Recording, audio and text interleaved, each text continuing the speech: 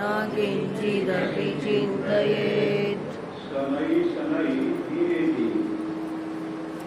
भगवान शंकराचार्य जी कहते हैं न सहसा उपरमे, एकाएक मन को कहीं से हटाना नहीं चाहिए।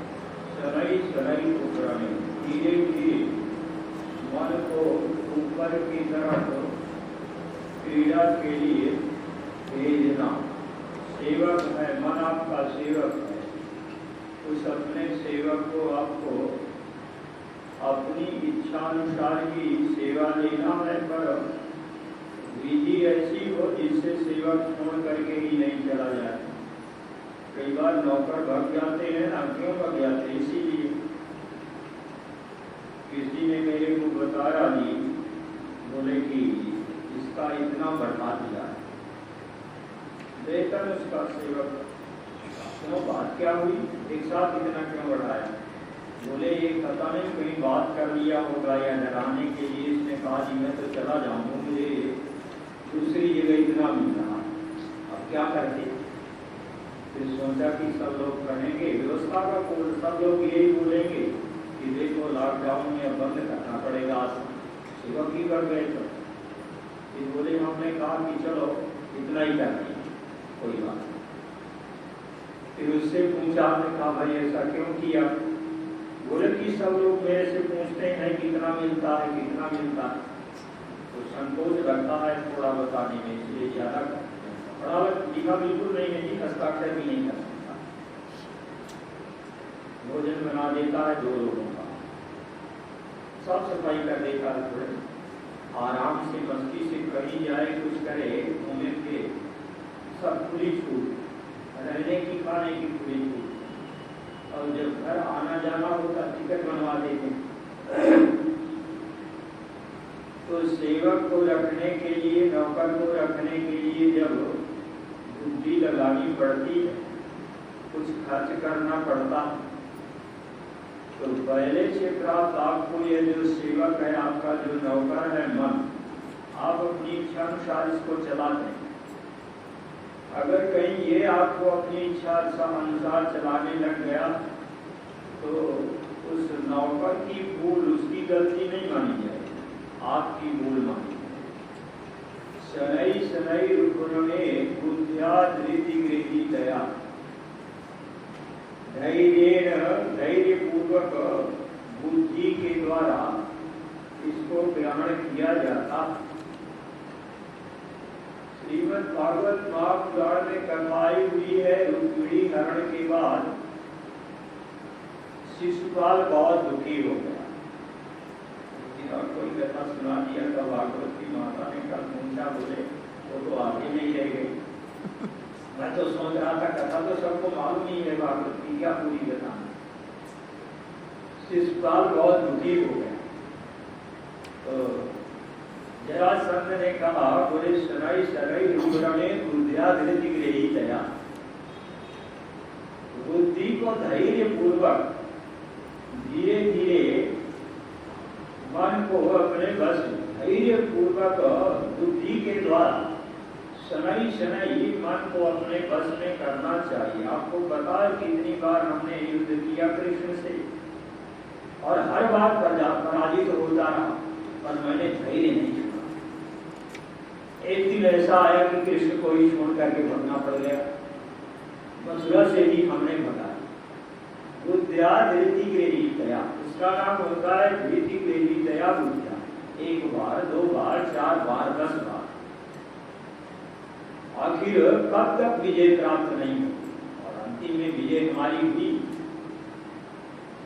तो बुद्ध्या धृति गृहीतया, उसका नाम होता है धृति गृहीतया बुद्ध्या।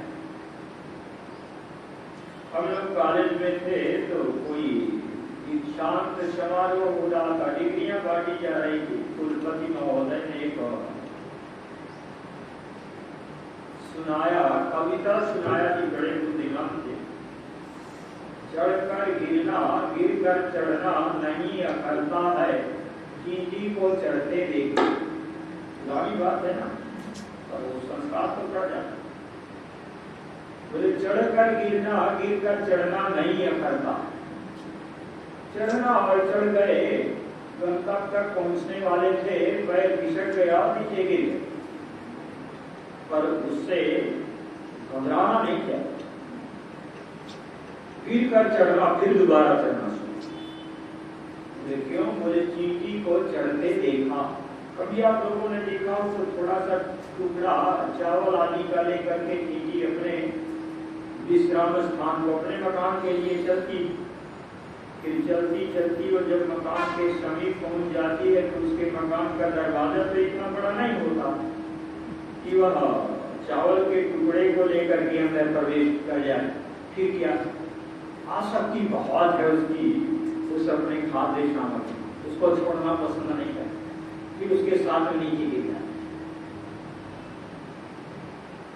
पर इससे वो अपने आप को पराजित नहीं समझ, दोबारा फिर वही काम। और तो और कहीं बैठे बैठे देखते तो कोई मरा हुआ जंतु, छोटा सा कीड़ा, बहुत सारी चींटियों ने इकट्ठे होकर के उसको पकड़ा, खींच करके ले गए, और दीवार में उनका मकान होगा इतनी ऊंचाई में, अपने आप बना लेती है जी मकान। कभी जमीन में मकान बनाती, देखा होगा इतनी सारी मिट्टी नीचे से ला करके बाहर लेकर, अब जब लेकर के मकान के दरवाजे के समीप पहुंची तो दरवाजे से अंदर तो जाना नहीं था उसको, मरे मराए कीड़े के शरीर को क्या करती, बहुत सारी चींटियां तो उसको बहुत सावधानी पूर्वक पकड़ के और कुछ उसके अंग अलग अलग कट कर करके और फिर अंदर ले जाने का प्रयास कर, अंग भी अंदर नहीं जाने। तो कुलपति महोदय ने सुनाया, चढ़कर गिरना, गिर कर चढ़ना नहीं अखरता है, चींटी को चढ़ते देखा। बचपन से नहीं आया जी इधर, पहले पढ़ाई लिखाई किया कॉलेज में, फिर इधर की तरफ आया। जब आया तो हमने कहा गुरु जी से महात्मा बनेंगे। गुरु जी के भी शरीर नहीं, पढ़े लिखे इतना इतना पता, तो संस्कृत की तो पढ़नी चाहिए। हमने कहा हमारे कोर्स में थी, मेरा काम चल जाए, इतना तो आता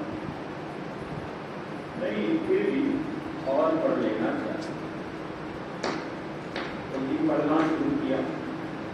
छोटे छोटे संस्कृत के विद्यार्थी वो तो फटाफट सूत्र रख के सुना दें, हमसे रखा नहीं जाए। तो कॉलेज वाले व्यक्ति बुद्धि के बल से काम चलाने वाले, रखने वाला काम तो था ही नहीं, बड़ा मुश्किल। तो गुरुत्याग रेती के ही चला। हमने सोचा भाई कुछ ना कुछ तो काम करना ही पड़ेगा, तो हमने अपनी पुरानी अकल लगा दिया उसमें, और जब अकल लगा दिया तो फिर उन्हें अब कौन पाएगा। मालूम पड़ा लोगों की बात क्या, किसी से कहा तो बोले कि ऐसे कभी संस्कृत के मंत्र ऐसे कभी रटे जाते हैं, उनको घूम घूम करके रख रहे, आराम से आसन में बैठ कर, किसी भी काम में आराम से आसन में बैठ करके पवित्र आसन में कब रखा जाता। सबसे पहले वेद पढ़ाने में लगा। हमने कहा कि ऐसा है, अभावे अक्षतान समर्पयामि। पंडित बोलता है, बोले कि आभूषणम समर्पयामि। यजमान पंडित की तरफ देखता है, बोले कि आभूषण तो लाए नहीं, वस्त्रों को वस्त्र समर्पयामि। बोले कि वस्त्रों को वस्त्र तो लाए नहीं, तो फिर मोड़ी का थोड़ा सा टुकड़ा तोड़ करके पंडित हाथ में दे देता है यजमान के। आभूषण की जगह कटोरी में से उठा करके थोड़े चावल यजमान के हाथ में दे देता और बोलता है, अभावे अक्षतान समर्पयामि। सारी वस्तु भगवान की है, भगवान को पता है भाई ये आभूषण समर्पित नहीं कर सकता। तो हमने कहा अभावे अक्षतान समर्पयामि, ये तो संस्कृत में ही विधि आई है, मैंने तो नहीं बनाया। तो बोल रहे तो मेरे से काफी बड़े थे और ज्यादा बुद्धिमान पढ़े नहीं, थोड़ा काम धाम अभी चुप हो गए, बेचारे करते क्या। हमने कहा ये हमारा भी, हमें अपने अनुसार चलना। तो धैर्या धैर्य धैर्य पूर्वक अपने बुद्धि को मन के वश में करने के लिए लगा दे। शनै शनै रूपरमे विद्या धृति चरा आत्मसंस्थं मनः विद्वा न किंचिदपि चिन्तयेत्। आत्मनि संस्थम इति आत्मसंस्थम भगवान शंकराचार्य का यह प्रकार हम भाषिका आत्मा में सम्यक्तया स्थापितम इति आत्म संस्थम। आत्मा में अच्छी प्रकार से मन को स्थिर कर दिया। कल बताया था मन को आत्मा में अच्छी प्रकार से स्थिर कर दिया। आत्मसंस्थम मना कृत्वा न किंचिदपि चिन्तयेत्। किंचित अभी कुछ भी चिंतन नहीं करे तो प्रक्रिया के अनुसार। और भगवान शंकराचार्य जी ने भी ऐसा ही स्वीकार किया है। न किंचिदपि चिन्तयेत् आत्मनि संस्थम आत्मसंस्थम। फिर क्या बोले ततो अन्य किंचिन नास्ति। ततः आत्मा से भिन्न और कुछ है ही। जब इस प्रकार का निश्चय हो जाएगा तब न किंचिदपि चिन्तयेत्। हमारे कमरे में सोते समय हमसे भिन्न और दूसरा कोई है ही नहीं। जब ये निश्चय हो जाएगा और नींद खुलने पर मालूम पड़ेगा कि ये तो लाइट जल रही, तो पहले निश्चय हो चुका है ना कि मैं अकेले ही कमरे में सो रहा हूं,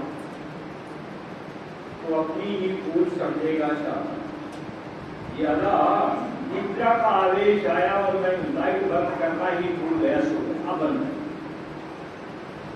और कहीं उसको पक्का निश्चय नहीं होगा कि मैं तो अकेले ही कमरे में सो जाऊं, तो पत्नी को भी डांट सकता है, बच्चों को भी डांट सकता है और दूसरे किसी को कह सकता है मेरी नींद खराब कर दिया, तुम लोगों ने लाइट क्यों जला दी। न किंचिदपि चिन्तयेत्।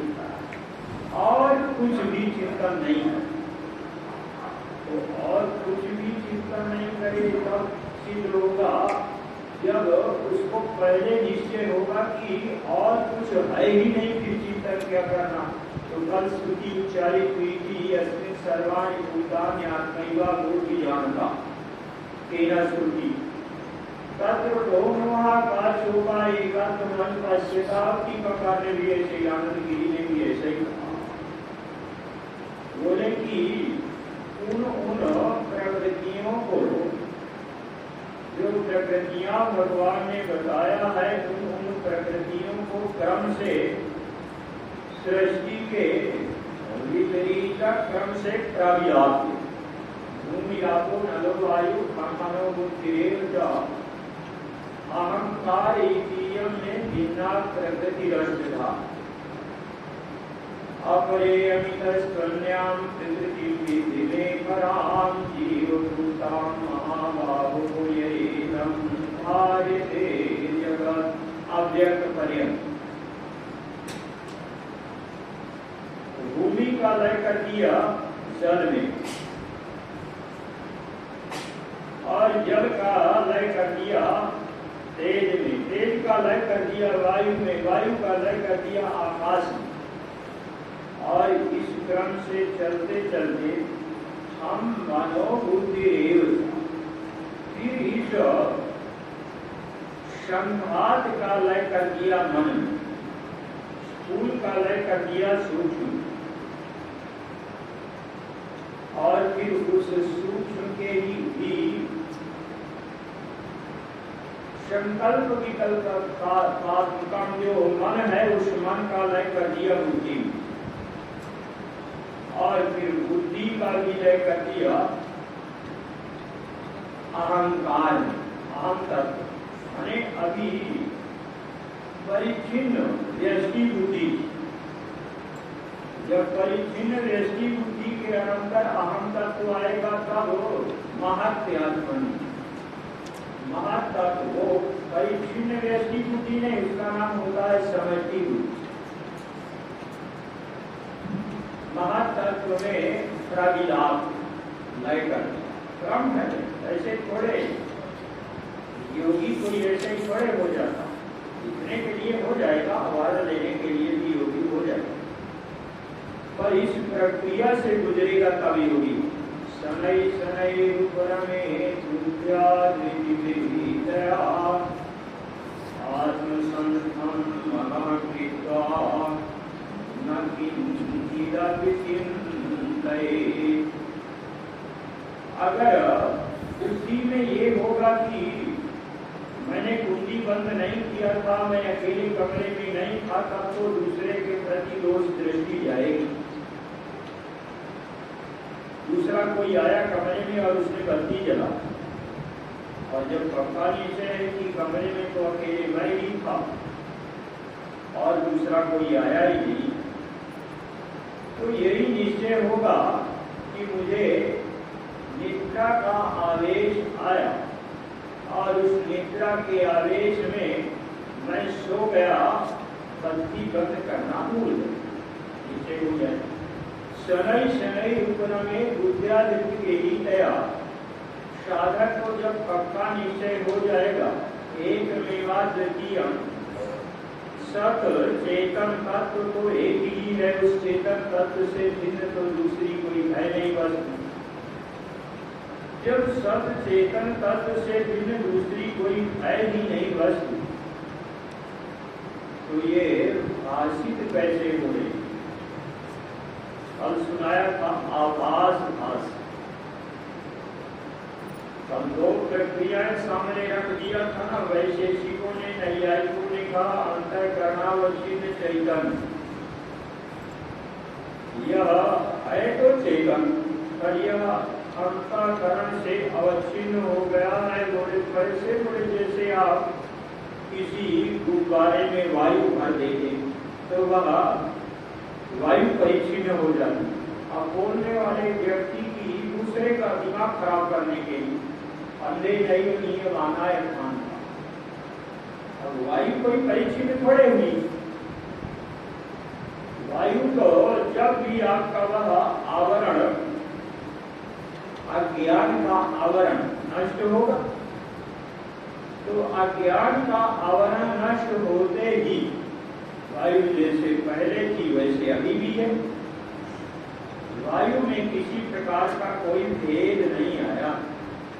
आपके अज्ञान के आवरण के नष्ट होते ही जगन मिथ्या दृश्यत्वात् स्वप्नवत्,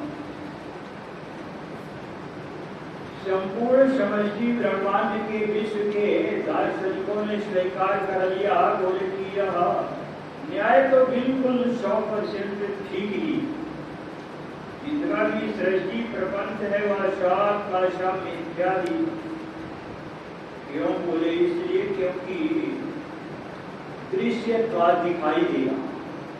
कोई दृष्टांत है ऐसा कोई जो दिखने वाला दिखाई देने वाला पदार्थ हो और व्यावहारिक सत्ता आदि में प्रतीत हो रहा है और मिथ्या सिद्ध हो जाए, कोई ऐसा है स्वप्न। जितने काल तक आप स्वप्न में थे उतने काल तक तो वह स्वप्न की सृष्टि आपके लिए उपयोगी थी। आप कभी स्वप्न के भोजन से संतुष्ट भी होते। कल में गए भोजन किया, बहुत आनंद आया, बहुत बढ़िया चाय बनाया। हमारे स्वामी जी ने कहा बहुत बढ़िया चाय बनाया था। फिर क्या हुआ? आया और आकर के अपने कार का दरवाजा खोला, नींद खुल गई।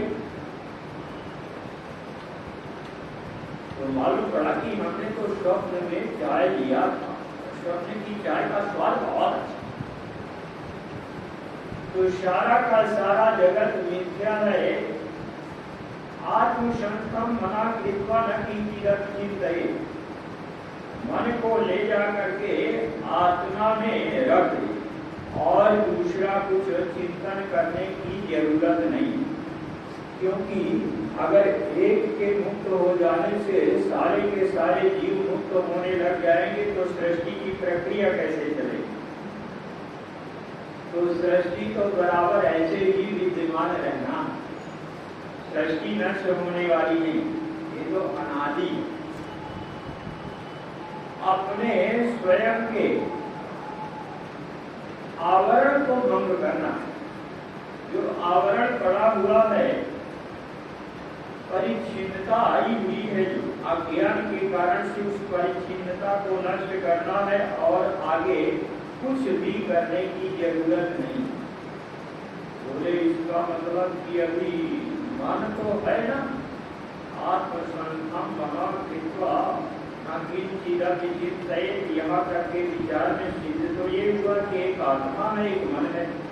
उस मन को हमने ले जाकर के आत्मा में रख दिया, तो वो तो सिद्ध हो रहे हैं।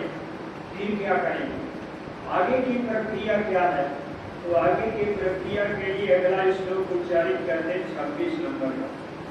यतो यतो निश्चरति मनश्चञ्चलमस्थिरम् यतो यतो निश्चरति मनश्चञ्चलमस्थिरम् ततस्ततो नियम्यैकादात्मन्नेव वशं नयेत् ततस्ततो नियम्यैकादात्मन्नेव वशं नयेत्। यथा यथा जहाँ जहाँ से निश्चरति, चर गतल धातु है। और जैसे कल दृष्टांत बता रहे थे ना, चाबी को सीधी घुमा दिया तो लॉक हो गया, अथवा खुल गया दोनों तरफ। उल्टे घुमा दिया तो लॉक हो गया, खुल गया।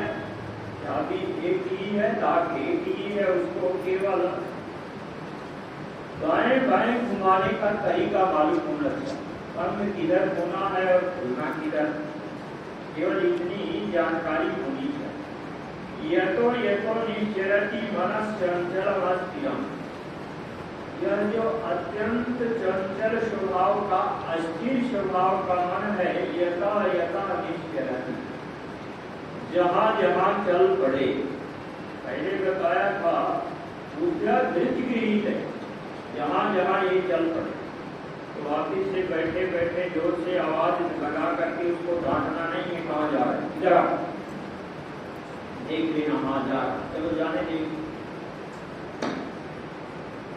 कहीं काम कर रहे थे मजदूर, उनमें से एक बाहर जाने लग गया। अरे बाहर क्यों जा रहा है? मैं उसी कुछ बोले नहीं। फिर वो बाहर गया और बाहर से वापस। बोले आपको पता लगा है बाहर क्यों गया? हमें पता नहीं लगा, इसलिए तो हमने कहा था कि काम बीच में छोड़ करके कैसे जा रहा है। बोले उसको बीड़ी पी, आश्रम के अंदर बीड़ी नहीं पी सकता, हमने नियम लगा रखा, बिना बीड़ी पिए वो काम नहीं कर सकता। यतो यतो निश्चरति मनश्चञ्चलम्, पर गर्मी पड़ती हो रहा था, वो बीड़ी में से जो धुआं निकलता वो गर्म होता, बड़ा कष्ट, बीड़ी पिए बिना काम नहीं कर सकते।